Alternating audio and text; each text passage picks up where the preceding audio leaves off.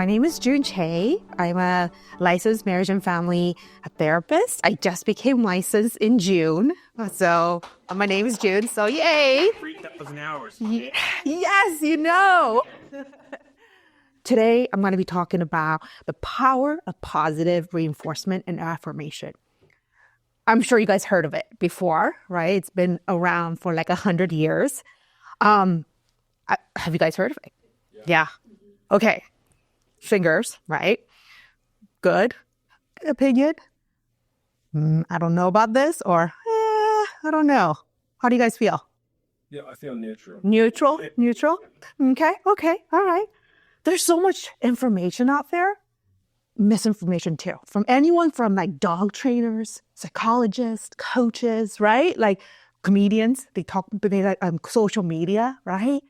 Love to make fun of like positive affirmation and, like positive parenting, whatever. But I want to really make it clear, right? Clarify like, what is it, right? What is positive reinforcement? What is positive affirmation? And so we're going to be talking about these things, okay? Does it work? What is it? Does it work?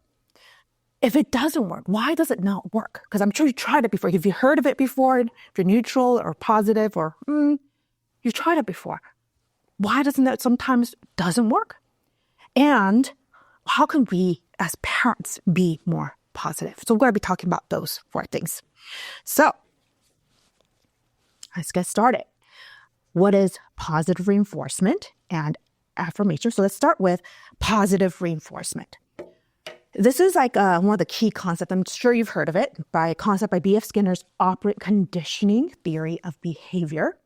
It's a process of adding a reward immediately after a desired behavior happens to encourage repetition. So positive in this is like math plus. You're adding something after a behavior, right? To encourage, the reinforcement is to encourage repetition in a certain context. Right? So you're adding a reward to increase the behavior you want to see in your child. So pretty simple, right? Does that make sense? Okay. Positive affirmation. What is it? Okay. It's positive phrases and statements that used to challenge like the negative or unhelpful thoughts and motivates change in thinking and behavior.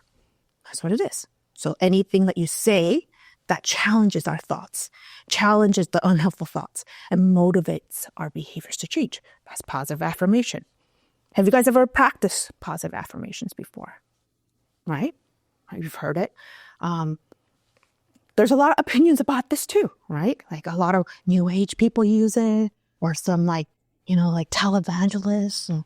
It's like, oh man, it's like your best life now. So some people have like opinions about positive affirmations, but like, how do we use it correctly? That's why I want to talk about that today.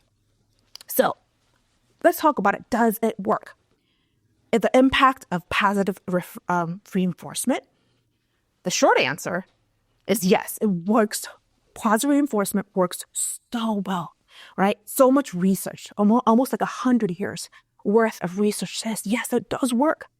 But when you use it exactly as it was intended, when you use the reinforcements, the rewards, right, the way it's supposed to be. When you use positive reinforcements, there's 3 things that you need to remember: immediacy, frequency, and consistency. Immediacy is how quickly you have to, like if a child does a positive behavior, you want to immediately reward that behavior. When you do that, it causes a stronger connection between the behavior that I did just right now and the dopamine, the good feeling that I get of like, oh, yeah, that was good, right? When you delay it, you don't give that reward right away, what do you think could happen? What happens? Doesn't repeat the good behavior. Yeah. Maybe that's like what are you rewarding me for, right? It's like they're picking their nose after they did something like, oh, pick my nose. good behavior. I'll do that more, right? We don't want to reward the wrong behavior. So we want to reinforce the right behaviors right away. Frequency. So when you teach a new behavior, a brand new behavior, for example, you're teaching them reading, or, hey, like today, we're going to make it a thing. We're going to learn how to say thank you, or we're going to learn how to put away our backpacks after we come home from school, put it inside our room and not at the doorway or randomly all over the place, right? We're going to work on that behavior. So you're going to teach the behavior, model the behavior, practice it. And whenever they do it, immediately give them a reward, right? And what kind of reward? What's the best kind of reward to give, right? Usually in research things, they have food or, like things like that. But you don't want to give candy every time. Good job. Like a treat. Like, you don't want to do that, right? I mean, Go to the treat jar. The treat jar, right? Because when it's a new behavior, you want to do it every single time. Maybe like that's something that could be working. But another thing that's really effective for children is praise. Have you noticed like kids, they crave affirmation. They crave connection. Like healthy children, they want to be good. They want to be told, I'm making good choices. Healthy children, they want to be praised for their behavior, right? And that praise, when you make eye contact, like, good job today, right? Hey, that behavior, like you put the shoes away. Great job. Good job. Or even just a thumbs up or like a wink, right? Or just like I saw that, right? That's so rewarding for them in their brain, like that dopamine happening, like lights up their brain. Find what's interesting and reinforcing the kids for your own kids. Because positive reinforcement is only positive reinforcement if it causes the likelihood of behavior occurring again, right? If it is not very like rewarding for them, they're not going to want to repeat. Does it mean that we give them candy all day? If you want to. I don't know if that's the choice that I want to make. Praise is also a good one. When you look at like TikTok, video game, like gambling, they all use this positive reinforcement. At first, you want to reward right away every time to make that connection. But as they get used to it, you kind of decrease the frequency, right? You put them in a different, like the reward schedule every 5 times. Once in a while, you give them the reward, and it actually strengthens that bond.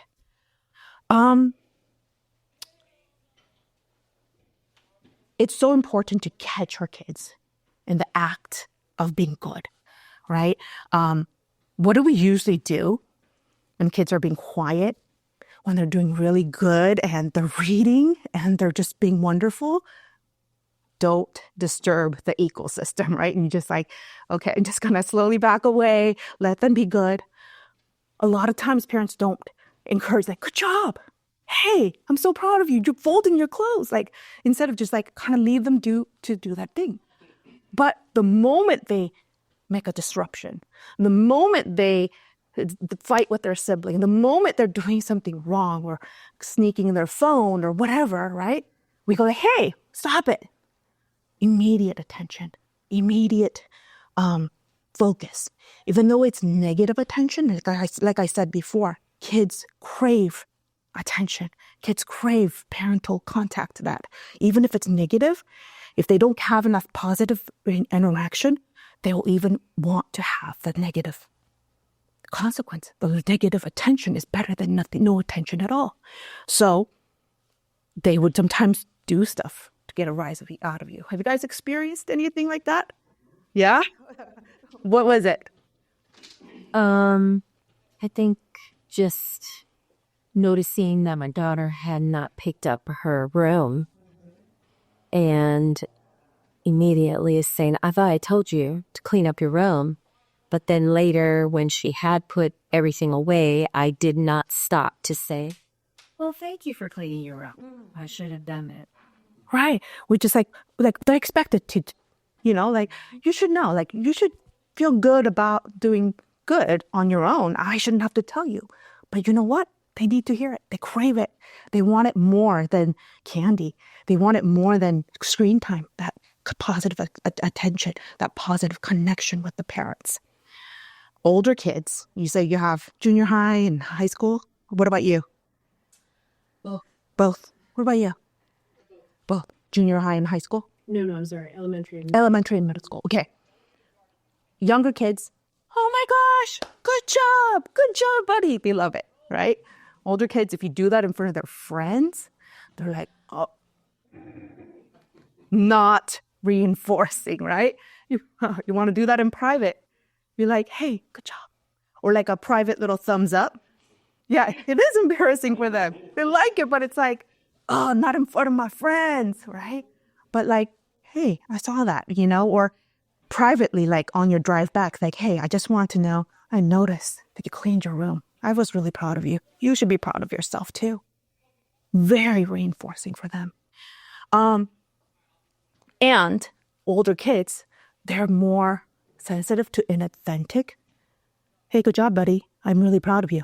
And if it's inauthentic, they have respond to that too. So like, now I'm not telling you to act, but really kind of like mean it when you give them that praise.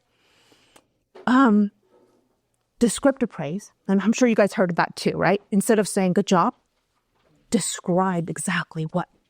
Hey, for little kids, you're keeping your body nice and safe. Good job. Or, hey, you picked up the backpack and put it in your room. Great job. Or your shoes. I noticed that you put that away. I'm really proud of that. Really describe exactly what they're doing well. This allows parents opportunities to be attuned to child's strength and encourage their behavior on their strength.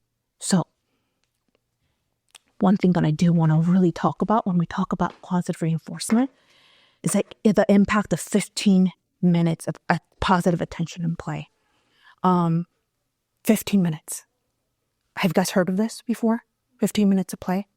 I used to work in Shasta County. Do you guys know where Shasta County is? Way up north. And I used to make house calls in people's homes or schools, like preschools, classrooms, all the way to 6th grade.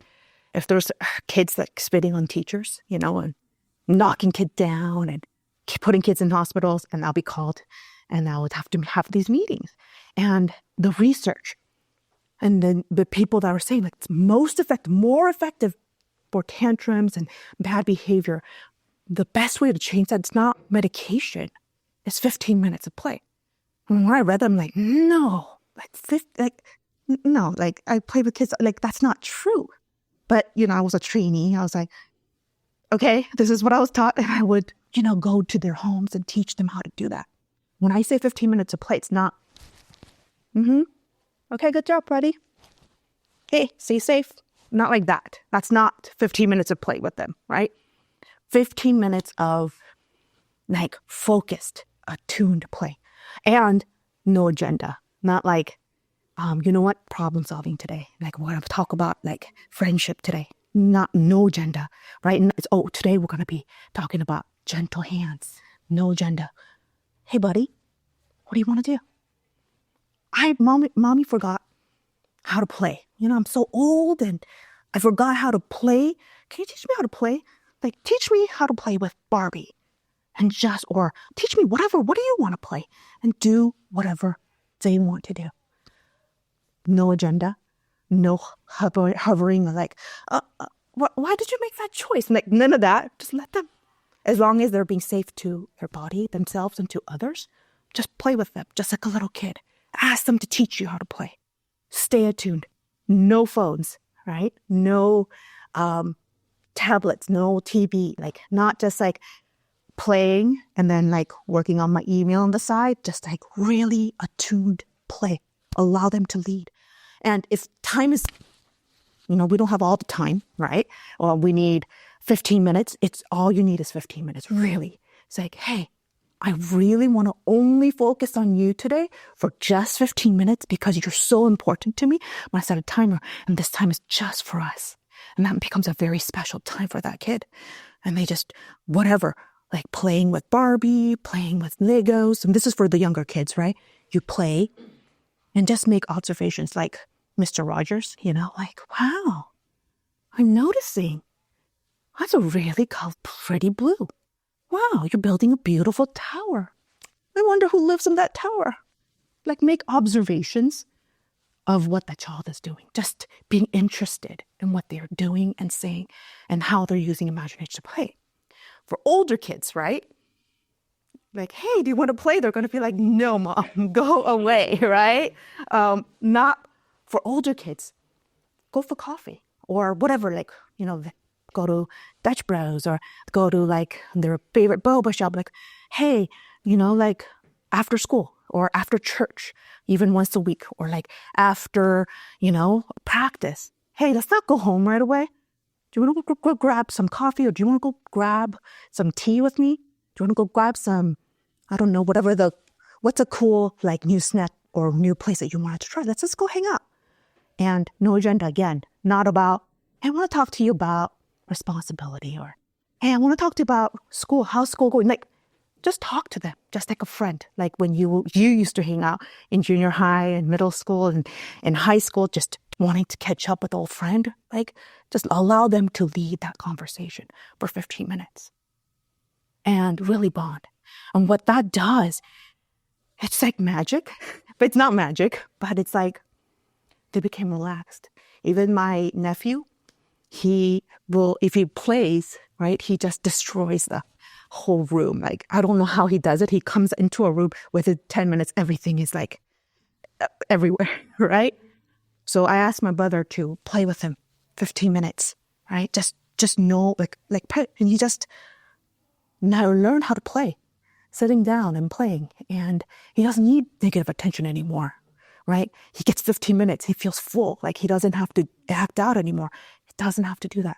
And he loved that time so much. He reminds my brother, like, excuse me, remember our 15 minute? Can we do that again? Less fighting with sisters, right? Because that's what he really wanted and needed at that moment. And so I would go home, to school.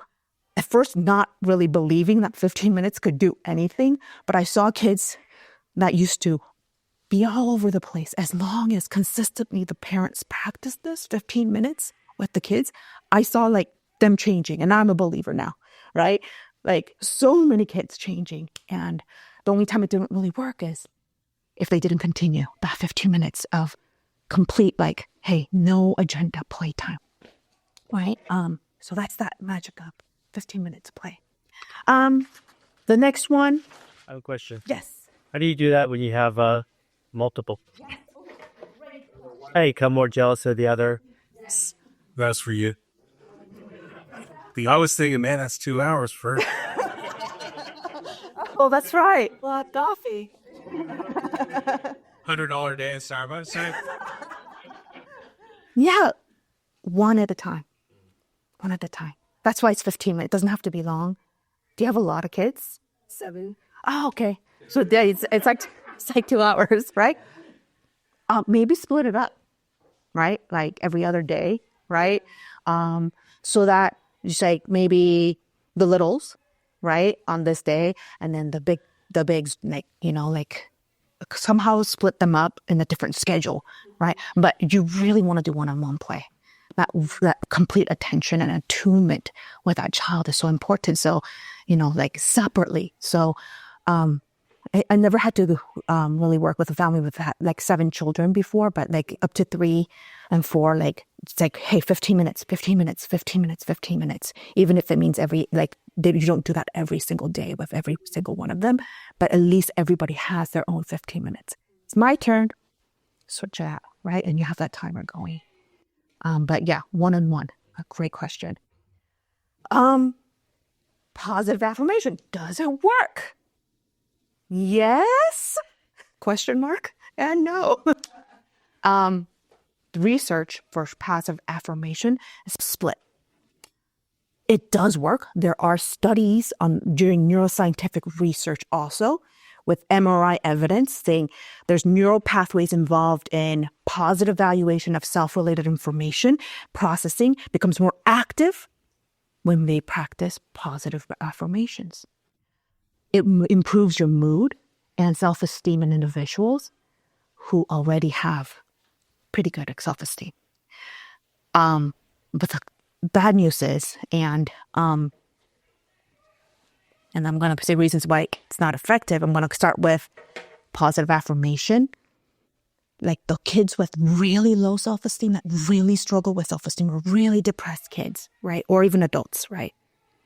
It doesn't work. And it actually makes them mad. I feel so unloved. And if I look at myself in the mirror, like I am loved, it's like I'm arguing with myself. And what happens after an argument? Do you feel like, oh yeah, your arguments make sense and I'm going to change my view? We don't really do that. When we argue with someone, what we really believe, we get more ingrained in our beliefs, right? When they do that, I'm like, oh, I'm lying to myself. That's not true. And what happens is that it's the existing negative belief gets stronger. So in some people with really low self-esteem, it's not really helpful for them to just say, I am this. So when you don't believe that positive things, then it's not going to really work. How do we make it work? So beliefs. How do we change negative core beliefs in our children, right? Core beliefs is like that deeply rooted belief about myself. You can't change that by forcing your child to say something that she or he does not believe. What changes it is evidence. Evidence. Okay, so I was born in Korea, South Korea, and then I came here when I was in 3rd grade, right? And I'm like, oh man, I'm so Korean. But then my parents moved us back to South Korea when I was in 9th grade, right? And I was like, I always thought like, dude, I'm so Korean. But whenever I went and talked to people, they're like, dude, you're so American. Your accent, like so American.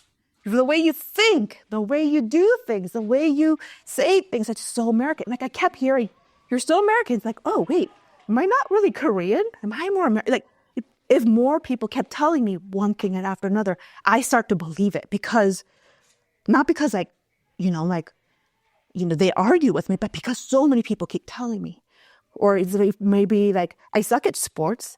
I mean, you guys were talking about football earlier. I'm like, oh, I don't understand football, right? But if I played a game and somebody goes, good job, you're actually really good at soccer, what?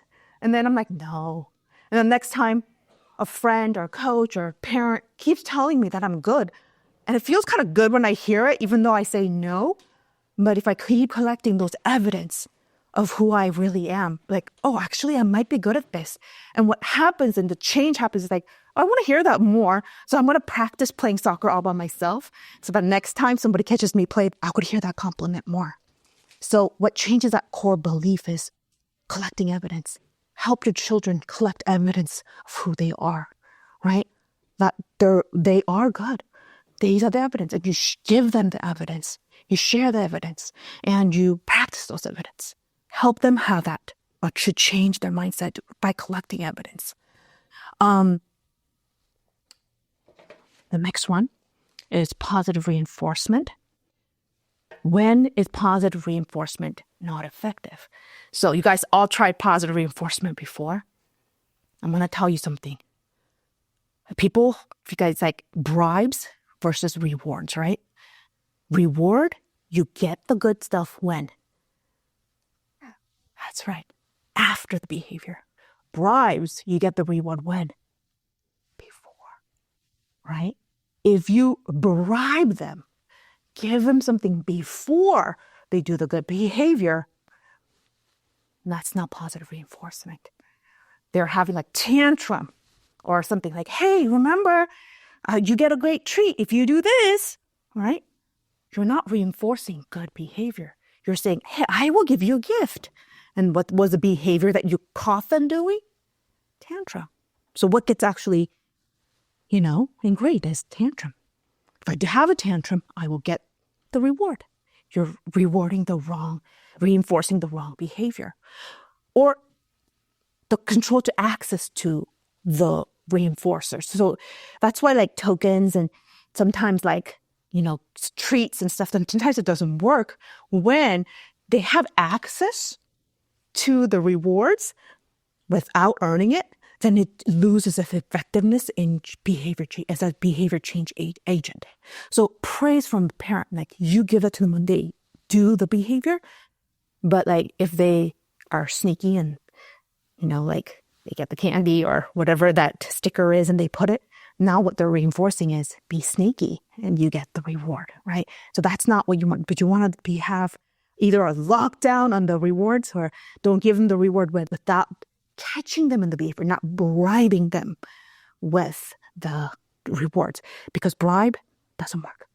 Reward immediately after they actually naturally do the behavior, that works. 15 minutes of positive attunement with the parent, that works, right? Bribing, threatening, like, you're not going to get it if you, like, doesn't really change. Maybe short term, not long term change. Other thing is, parents get reinforced with negative behavior, right? Kids are, acting out. Please, let's be gentle with our hands, or, like, hey guys, let's clean up.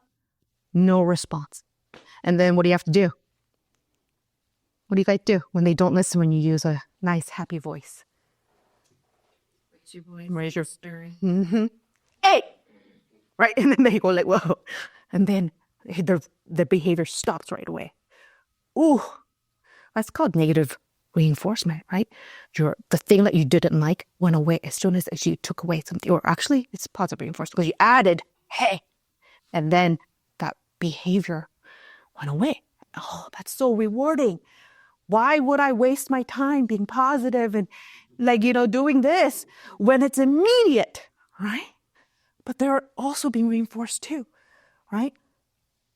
They get that negative reinforcement, like negative attention from the parents. Remember, negative attention is better than no attention. So I want attention from my mom. I'm going to break stuff, right? I've seen my nephew actually do this, like look at me and be like, and I was like, it was like he just making eye contact. He wants negative reinforcement, negative attention, because that's what he was used to, right? He wants it, then he knows what he needs to do. He was reinforced. If I do something bad, I will get reaction. His parents were reinforced. If I yell and scare him like that, then he will stop, right? These kind of reinforcement has to be extinguished. It has to stop and really start developing new positive reinforcements. Okay, how are we doing on time? Are we almost out of time? Okay. A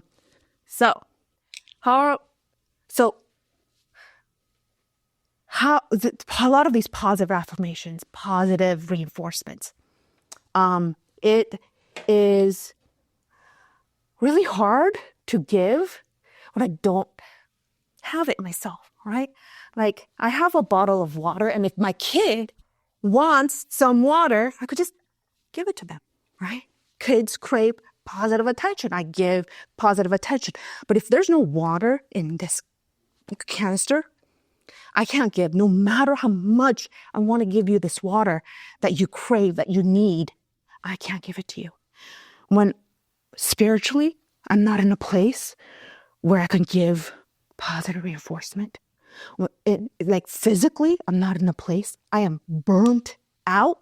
I don't have a positive bone inside of me right now. I'm going through my own marital issues. I'm going through my own issues. I can't give you what I don't have. I can't manufacture something I don't have. And remember I told you the older kids that could smell BS so good, they're like, ugh, they're just trying to control me, right? When it's not genuine attention. So when I don't really have it, I can't give it. So before, when I was doing parent training too, like before we even did the 15 minutes of play, I would say, what fills your cup? What restores your spirit? What restores your soul? That's so important if you want to have that consistency, the frequency, and the immediacy of giving that positive reinforcement and positive attention and affirmation for kids. So think about that. What do I need? Do I need is that just as simple as walk? Do I need to go to therapy myself? Do I need that time alone with God? Like what fills my soul? What fills my spirit? Parents need that before we could give that to the kids. Another important thing is 5-to-1 ratio. That ratio, that's really a sweet spot, is that 5 positive comments for every negative, like no. I'm not saying positive reinforcement should be the only tool in your box, because that's not going to work. That's like the gentle parenting, like, no, like that's not really helpful. You need all the different tools. It's a really effective tool. And if it makes long-term changes in children, that's why we want to rely on that tool. I also don't know a lot about tools, but my toolbox, the screwdriver with the cross, like that's the tool. That's my tool. Like I use that one thing for everything, right? Not so much hammer because but I do need the hammer. I do need the pliers. I do need everything else too, right? So sometimes when kids are not safe, like we do need to be like extinguish that behavior right away. If there's a negative pattern that's happening in my family, I need to extinguish that right away. That does not mean I'm not catching them in the positive. Then I need to do that. I need to really work on that too. But really, like 5-to-1 ratio. What I mean by that, I have it right here. This is a tool that I like to use, like poker chips. After work or after pickup after school, I tell them to have these poker chips in one pocket, five chips, right? And you have to catch, right, your child doing a positive behavior, right? And so every time you're like, hey, buddy, and like sometimes it takes a long time. It's like, oh, you were being nice to your sister. One, the next pocket. Hey, good job, buddy. Like, you put away that toy. Hey, buddy, thank you for helping mommy clean the, plates, put the plates away. Wow, good job. Thank you for sharing. And hey, that's a really nice, you were being very helpful earlier.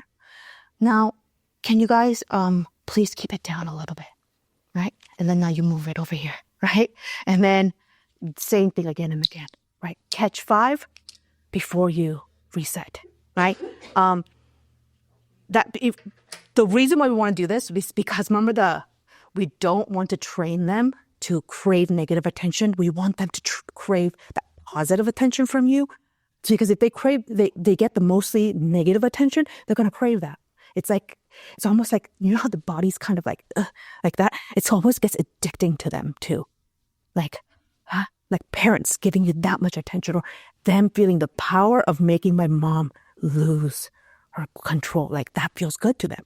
So we want to practice giving the positive attention so they get used to that. And that is what feeds them rather than the negative. Okay. I think I'm really going really long. So I'm going to try to keep it short. We're going to have a Q&A so that you guys could ask the questions. Neil, he has more experience with the high school students and the older kids. So I want they'll have a really good Q&A time. But I wanted to share this one important thing is affirmation, right? I don't have kids of my own. Like God, that wasn't God's plan for me. But I have a lot of nieces, lots of nephews. I've worked with hundreds and hundreds of kids. I was a Sunday school teacher for such a long time. And I used to teach. I did homeschool. I was a math teacher. I did all this other stuff before becoming a therapist. And I worked with so many kids and I love them. And one thing that I see in every one of them is that need to be affirmed, to be seen, to feel safe, to be heard, to be just attuned to, and just be like, wow, I see you. Every single kid I've ever been with, all the way, like every culture, every age, and they all desire that. We know this because we see this in the Bible. After creation, God declared creation what? Good. And when he created man, he said it was very good. Paul says that we're masterpieces. God calls us masterpieces, right? Why does God repeatedly affirm us and teach us to affirm one another if we don't need to hear that affirmation, the positive attention for our kids and for ourselves? And that's why it's so important to train our kids to change their behavior, or to kind of like reinforce that positive behavior that they already have, and to really say positive things that I do see my kids already doing, and I'm really building on that strength. So I have other stuff, and I'm kind of out of time. I talk too much. I need to learn how to be. We'll talk more about this during Q&A, but like some practical stuff. But sometimes we're not positive, right? I'm there. I know this. I study this. I'm a therapist, but I have bad days too. I am sometimes like, oh man. It doesn't mean that I can't do this. Remember, the kids are really resilient. In parenting and everything, when teaching you too, right? Redemption should be the focus. Deepening the human soul that comes from humility and transforms from the inside. Kids are so resilient, and the journey is more important. And over time, that small moments of that positive attention that you gave, that one time that you played one-on-one with your kids, and that coffee that you had with the child, or whatever, and that quiet time that you had, it adds up, right? And over time, those small moments of positive attention and interactions really do add up. So continue. And sometimes it's really hard, and I just cannot do this. Contact a therapist to help with that. And I talked a lot about healthy kids crave this positive attention. When your child's really, really hurting, it's like they don't even want to crave that positive attention anymore. And that's when we need to know, we need professional help to help them want to crave that positive attention and time with you too.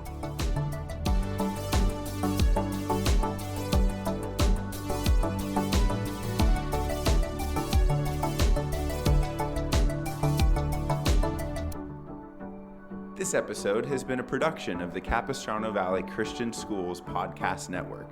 Be sure to check out, subscribe to, and leave a review of this show and the other shows on our network on your podcast player of choice. Doing so supports the school community in a multitude of ways. For more information about the CVCS Podcast Network or any of our other shows, check out cvcs.org or email podcasts@cvcs.org.